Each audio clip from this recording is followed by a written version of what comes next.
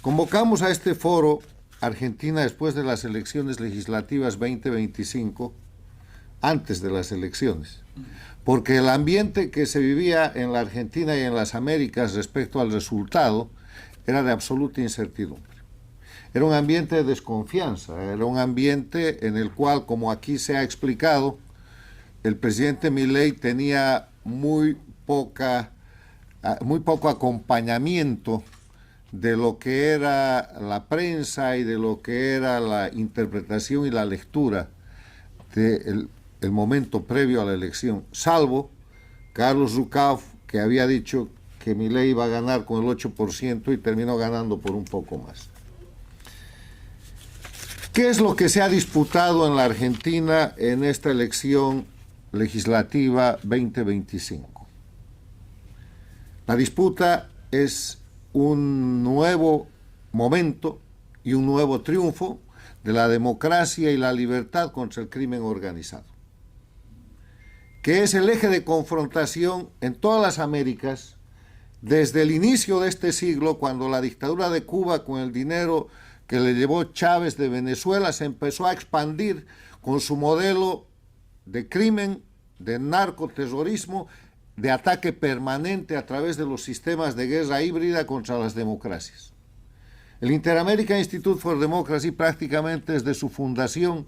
estudia, trabaja y denuncia estos hechos. Tenemos en nuestro fondo editorial casi una veintena de libros de diferentes autores que tocan el tema de la urgente necesidad de tratar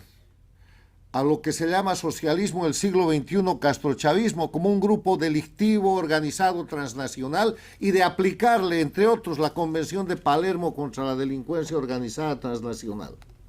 Decenas de foros, eventos en Miami, eventos en los Estados Unidos, en Washington, eventos en el Ecuador, en la Argentina, en diferentes países, reclamándoles a los gobiernos y a los presidentes democráticos de las Américas que defiendan la democracia frente a esta agresión del crimen organizado. Y ha sucedido. Hoy día, el año 2025, ha cambiado la política exterior de los Estados Unidos y con eso ha empezado a cambiar la geopolítica de las Américas. Pero uno de los elementos y uno de los países importantes en ese cambio ha sido la Argentina. La Argentina, con la llegada a la presidencia ya de Milei, su discurso contra la casta es el discurso contra el crimen organizado que había hecho de la Argentina una isla de expansión del socialismo del siglo XXI con toda forma de corrupción, de protección al castrochavismo, de financiamiento por parte del socialismo del siglo XXI a los Kirchner. Acuérdense de la maleta ida de Miami a Buenos Aires con Antonini Wilson, de la base para sujetar, expandir y retornar dictaduras como la de Bolivia, porque fueron el régimen argentino de Fernández Kirchner quien recibió, protegió y financió a Evo Morales durante todo el año 2019 y 2020 para reponer la dictadura en Bolivia, que ahora tiene la posibilidad de caer nuevamente. O sea, lo que se ha disputado el domingo es un nuevo momento, una nueva batalla del eje de esa confrontación que continúa entre el crimen organizado y la democracia y que solo acabará cuando en las Américas no hayan dictaduras, cuando Venezuela, Cuba, Nicaragua y Bolivia sean países libres y cuando desaparezcan los gobiernos paradictatoriales de Brasil con Lula, de Colombia con Petro, de Honduras con Castro y de México con López Obrador y Sheinbaum, que son gobiernos sirvientes para el sostenimiento del crimen organizado con el pretexto de soportar revoluciones o de soportar cambios y movimientos sociales. Eso es lo que estamos viendo hoy día. Esta es la importancia del triunfo argentino, del pueblo argentino, tanto en la Argentina como en las Américas. Y el principal desafío que tiene el gobierno del presidente Milei es sacar de la política al crimen organizado. Y sobre eso quiero yo mostrar algo del trabajo del Inter-American Institute for Democracy, que no es de hoy día. En el año 2021 publicamos, traducido al inglés, The Pact, en nuestro fondo editorial, La historia de Kirchner y Berbinsky, que pactaron para someter y subyugar al sistema judicial de la Argentina como un mecanismo de protección al crimen organizado y como un mecanismo de ataque, de represión a la gente que había defendido a la Argentina del ataque terrorista que sufrió en la denominada Guerra Sucia y que llevó a la Argentina a tener más de 3.000 presos políticos. Pero tenemos trabajos actuales, y esos trabajos actuales acaban de ser objeto de un foro en Buenos Aires el 2 de julio y el pasado mes, aquí en octubre, en Washington, D.C. Y son trabajos que tienen que ver con la Argentina feudal, donde un estudioso del nivel de Douglas Farah presenta a los caudillos provinciales que socavan la democracia y el Estado de Derecho y que instalan gobiernos de crimen organizado en Formosa, Santiago del Estero, Chaco y Catamarca. El mismo autor, una publicación de hace 2 años, Argentina, Santiago del Estero, estudio de casos sobre el crimen transnacional organizado. Esto es lo que hay que derrotar.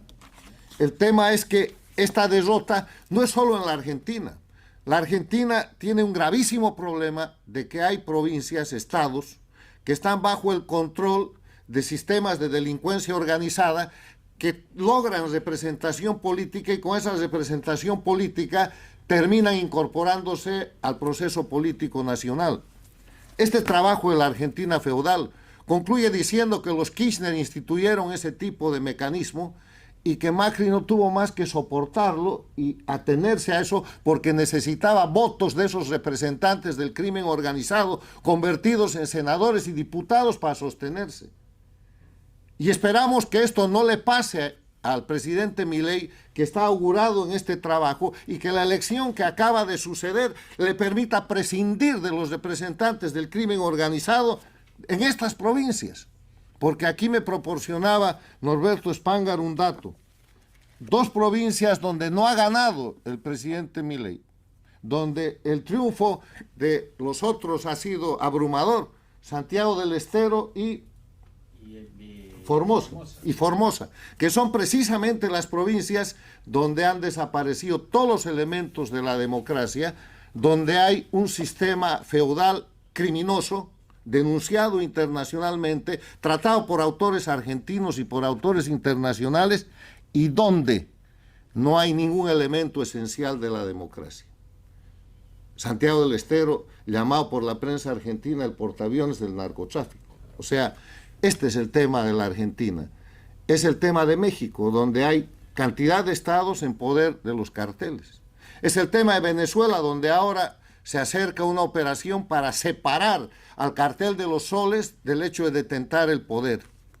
Es el tema que tiene que afrontar Bolivia, ahora que cambia el presidente el 8 de noviembre y que tiene el gran desafío de escoger si va a ser el jefe del Estado, del narcoestado plurinacional, o va a volver a ser el presidente de la República, cesando el narcoestado y las republiquetas del narcotráfico